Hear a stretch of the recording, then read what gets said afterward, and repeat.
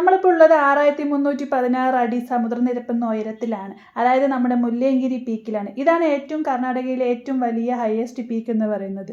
Western ഘാട്ടിൽ തന്നെ 23ാമത്തെ highest peak. ചുറ്റും പരന്നു കിടക്കുന്ന മൊട്ടക്കുന്നുകൾ കിലോമീറ്റേഴ്സ് ആൻഡ് കിലോമീറ്റേഴ്സ് പരന്നു കിടക്കുകയാണ് ഗൈസ്. ഏറ്റവും ബെസ്റ്റ് ആയിട്ടുള്ള ടൈം രാവിലെ നേരത്തെ 6 മണിക്ക് വരുന്നതാണ്. അപ്പോൾ സൂപ്പറായിട്ട് സൺറൈസ് കാണാം. പിന്നെ വൈകുന്നേരം 6 മണിക്ക് ശേഷമാണെങ്കിലോ സൺസെറ്റും കാണാം. നമുക്ക് രാവിലെ തൊട്ട് വൈകുന്നേരം വരെ ഇവിടെ എൻട്രി ഉണ്ട്. ഫീസൊന്നുമില്ല. രാവിലെ 7 മണിക്ക് തുടങ്ങിയാൽ വൈകുന്നേരം 7 മണി വരെ നമുക്ക് അവിടെ കറങ്ങാൻ പറ്റും.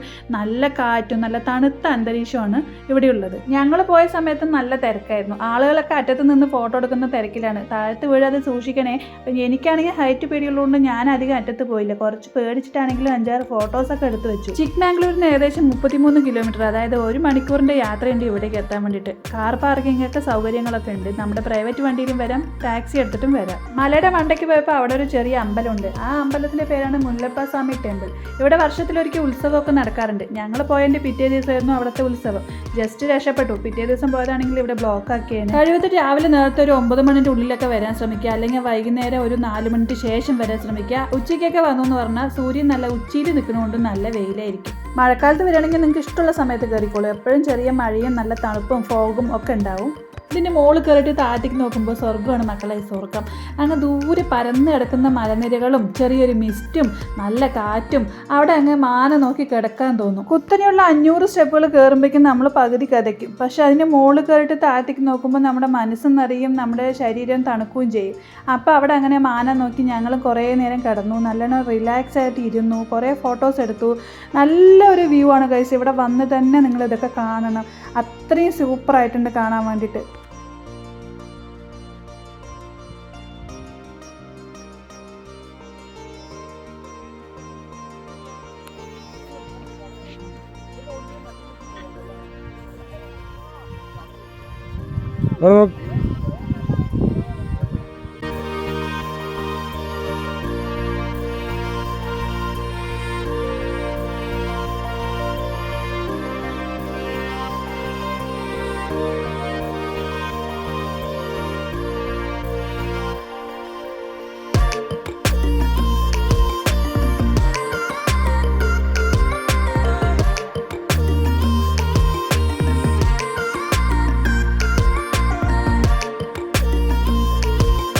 മുല്ലയങ്കിരി പീക്സിൽ നിന്ന് ഞങ്ങൾ ലഘുവായ ഭക്ഷണം കഴിച്ചിട്ട് ചോട്ടിലേക്ക് ഇറങ്ങി പോവാണ്. പോകുന്ന വഴിക്ക് നല്ല തണുത്ത കാറ്റുണ്ട്. കൈയൊക്കെ വെളിയിലിട്ടു. റോഡിലാണെങ്കിൽ കൈ വെളിയിലിടല്ലേ, ഞാൻ കാട്ടിലായതുകൊണ്ട് ഇട്ടതാ. അവിടെ നിന്ന് ഞങ്ങൾ ചിക്ക്മാംഗ്ലൂർ ടൗണിലെത്തിയിട്ട് ആദ്യം പോയി ഒരു ഐസ്ക്രീം വാങ്ങിക്കാനാണ്. നല്ല വിശപ്പുണ്ടായിരുന്നു. പിന്നെ ഇന്ന് വെഡിങ് ആനിവേഴ്സറിയും കൂടെ ആയിരുന്നു. വലിയൊരു ഐസ്ക്രീം കട ആയതുകൊണ്ട് തന്നെ ഏതെടുക്കണം എന്നുള്ള കൺഫ്യൂഷൻ ആയിരുന്നു. അങ്ങനെ ഞാനൊരു ഹാർട്ടിൻ്റെ സിമ്പലുള്ള ഒരു ഐസ്ക്രീം വാങ്ങിച്ചു. നല്ല ടേസ്റ്റ് ഉണ്ടായിരുന്നു. സ്ട്രോബെറി ഫ്ലേവർ ആയിരുന്നു.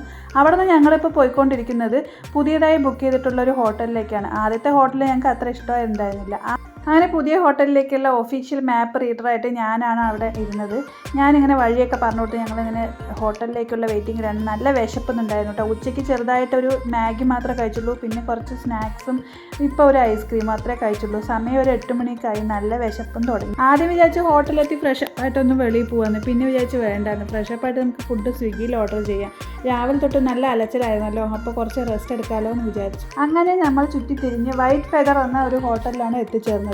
ഉള്ളിൽ കയറിയപ്പോൾ നല്ല ആശ്വാസമായി. അത്യാവശ്യം വൃത്തിയും മെനയൊക്കെ ഉണ്ട്. അതുമാത്രമല്ല കുറച്ച് സ്പേഷ്യസുമാണ്. മറ്റേ ഹോട്ടലിൽ നമുക്ക് ഒട്ടും സ്പേഷ്യസ് അല്ലായിരുന്നു. ഒരു ബെഡ് മാത്രമേ ഉണ്ടായിരുന്നുള്ളൂ. ഒരു പുഴുക്കമൊക്കെ ഉണ്ടായിരുന്നു. ഇതിൻ്റെ ഉള്ളിലാണെങ്കിൽ ഒരു ബാൽക്കണിയും കൂടി ഉണ്ട്. വലിയൊരു ബെഡ് ഉണ്ട്. ചുമരിൽ നല്ലൊരു ചിത്രം വെച്ചിട്ടുണ്ട്. പിന്നെ നല്ല കർട്ടൻസ് ഒക്കെ ഇട്ടിട്ട് നല്ല ഭംഗിയുള്ള ഗോൾഡൻ കളറിലുള്ള കർട്ടൻസ് ഇട്ടിട്ടുണ്ട്. താഴെ മാറ്റ് വിരിച്ചിട്ടുണ്ട്. TV ഉണ്ട്. നമുക്കിത് ഇതുപോലെ ലഗേജസ് വെക്കാൻ വേണ്ടിയുള്ള ഒരു സ്പേഷ്യസ് ആയിട്ടുള്ള സ്ഥലമുണ്ട്. പിന്നെ ചുമരിൽ നല്ലൊരു ചിത്രമുണ്ട്. ആ റൂമിന് 1800 രൂപ പെർ നൈറ്റ് ആണെങ്കിൽ ഈ റൂമിന് 3000 പെർ നൈറ്റ് ആണ്. പൈസ പോയാൽ എന്താ, നമുക്ക് കിട്ടുന്ന ആ കംഫർട്ടബിലിറ്റിയും ആ ഒരു ഹാപ്പിനെസ്സും ആ ഒരു ലക്ഷറി ഫീലിങ്ങും അതൊക്കെ നമുക്ക് വേറെ എവിടെ നിന്നും കിട്ടാനില്ല. നമ്മൾ എപ്പോഴും ഇങ്ങനത്തെ റൂമുകളിലൊന്നും താമസിക്കാറില്ലല്ലോ. വല്ലപ്പോഴും വരുമ്പോൾ ഇങ്ങനത്തെ റൂമുകളിലൊക്കെ താമസിക്കാം. പിന്നെ ഇവിടുത്തെ എടുത്ത് പറയേണ്ടത് ഇവിടുത്തെ വാഷ്റൂമാണ്. വളരെ ഭംഗിയായിട്ട് അറേഞ്ച് ചെയ്തിരിക്കുന്ന ഒരു വാഷ്റൂമാണ്. നല്ല വൈറ്റ് കളറായിട്ടുണ്ട് കാണാൻ വേണ്ടിയിട്ട്.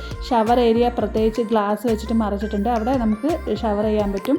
കുളിക്കാൻ വേണ്ടിയിട്ട് തോർത്ത് പല്ല് തേക്കാൻ വേണ്ടിയിട്ട് ബ്രഷ്, പേസ്റ്റ്, പിന്നെ തലചീർപ്പൻ, ചീർപ്പി, ഇതെല്ലാം പോലെ ഷവർ ക്യാപ്പ്, അങ്ങനെ എല്ലാം അവരവിടെ പ്രൊവൈഡ് ചെയ്തിട്ടുണ്ടായിരുന്നു. സോപ്പ്, ഷവർ ജെല്ല്, അങ്ങനത്തെ എല്ലാം ഉണ്ടായിരുന്നു. ഞങ്ങൾ 3 പേരും അവിടെ പോയി ഫ്രഷ് അപ്പ് ആവുന്ന സമയത്ത് നമ്മൾ സ്വിഗ്ഗി ഓർഡർ ചെയ്തിട്ടുണ്ടായിരുന്നു. അപ്പം നമുക്ക് കഴിക്കാനുള്ള ഭക്ഷണം വന്നിട്ടുണ്ടായിരുന്നു. ഞങ്ങൾ ബിരിയാണിയാണ് പറഞ്ഞിട്ടുണ്ടായിരുന്നത്. കർണാടകയിൽ എത്തിയിട്ട് അവിടുത്തെ ഒരു ബിരിയാണി കഴിക്കാതിരുന്നാൽ ശരിയാവില്ല. രാവിലെ തൊട്ട് ഒന്നും കഴിച്ചിട്ടില്ലല്ലോ, കാര്യമായിട്ട് വയറ്റിലൊന്നും ഇല്ലാത്തതുകൊണ്ട് കട്ടിക്കൊരു ബിരിയാണി എങ്ങനെ ഇരിക്കട്ടെ എന്ന് വിചാരിച്ചു. എങ്ങനെ ഉണ്ടാവും ടേസ്റ്റ് എന്നുള്ളത് നമുക്ക് നമ്മൾ കുറച്ച് ടെൻഷനായിരുന്നു. പക്ഷേ കഴിച്ച് നോക്കിയപ്പോൾ നല്ല ടേസ്റ്റ് ഉണ്ടായിരുന്നു. നാട്ടിലെ റാവുത്തർ ബിരിയാണീൻ്റെ ഒരു വലിയച്ഛനോ ചെറിയച്ഛനൊക്കെ ആയിട്ട് വരും, ഏകദേശം അതുപോലെയാണ് എനിക്ക് തോന്നിയത്. കിടന്ന് കൂവി നിലവിളിച്ചുകൊണ്ടിരിക്കുന്ന വയറിനെ ശമിപ്പിക്കാൻ ഈ ബിരിയാണി ഞങ്ങൾ അകത്താക്കി.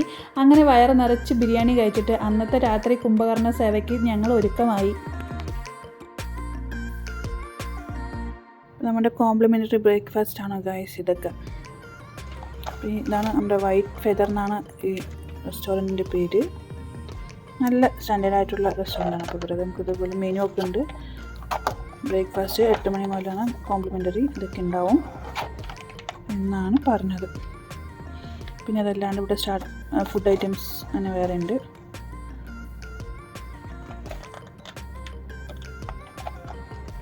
ഇവിടെ ബാങ്കറ്റ് ഹൗസ് ഒക്കെ ഉണ്ട്, റൈസസ് ഉണ്ട്. അങ്ങനെ നമ്മളിപ്പോൾ സെക്കൻഡ് ഡേ ആണ്.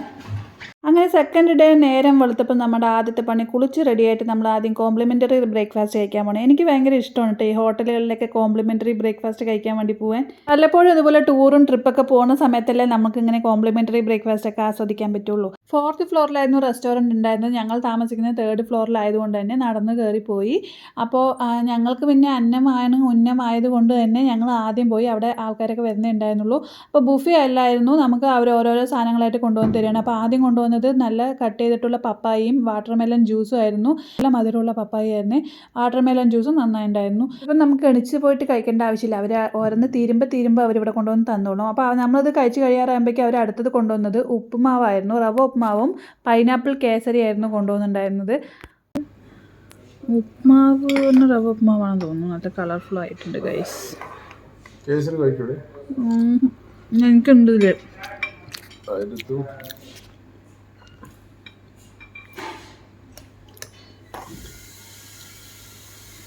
അപ്പോൾ എല്ലാം കഴിക്കണം കേട്ടോ, ഫുൾ കഴിക്കണം. അപ്പോൾ ചിലപ്പോൾ ഉപ്മാവൊക്കെ സ്കിപ്പ് ചെയ്യാൻ ശ്രമിക്കാറുണ്ട്, പക്ഷെ അങ്ങനെ ചെയ്യാൻ പറ്റില്ല. ഉപ്മാവ് തീർന്നപ്പോൾ വട വന്നു, വടൻ്റെ കൂടെ ചട്നി വന്നു, ചട്നിയും വടയും കഴിച്ച് കഴിഞ്ഞപ്പോൾ ഇഡലി വന്നു, ഇഡലി കഴിഞ്ഞപ്പോൾ സെറ്റ് ദോശ വന്നു, സെറ്റ് ദോശ കഴിഞ്ഞപ്പോൾ നമുക്ക് നല്ല ടേസ്റ്റി ആയിട്ടുള്ള ചായ വന്നു. അങ്ങനെ ചായയും കൂടെ കുടിച്ചിട്ട് നമ്മൾ അന്നത്തെ ബ്രേക്ക്ഫാസ്റ്റ് അവസാനിപ്പിച്ചു. നല്ല ടേസ്റ്റി ആയിട്ടുണ്ടായിരുന്നു കേട്ടോ എല്ലാതും. വയർ നിറഞ്ഞു പറഞ്ഞാൽ മനസ്സെന്ന് അറിയുന്നുള്ള തിയറിയിൽ വിശ്വസിക്കുന്ന ഞങ്ങൾ 2ാമത്തെ ദിവസം ബ്രേക്ക്ഫാസ്റ്റും തട്ടിയിട്ട് അടുത്ത ഡെസ്റ്റിനേഷൻ തപ്പിയിട്ട് ഇറങ്ങുകയാണ് കേട്ടോ. അപ്പോൾ ആദ്യമായിട്ട് പോകുന്നത് കൽഹട്ടി ഫാൾസിലേക്കാണ്. കൽഹട്ടി ഫാൾസിൽ എന്തൊക്കെയാണ് ഞങ്ങൾ കണ്ടെന്നുള്ളത് നമുക്ക് അടുത്ത വീഡിയോയിൽ കാണാം. അപ്പോൾ ഈ വീഡിയോ ഇഷ്ടപ്പെട്ടാൽ മറക്കാതെ ലൈക്ക് ചെയ്യുക, വീഡിയോ ഫ്രണ്ട്സിനൊക്കെ ഷെയർ ചെയ്യുക. ബൈ.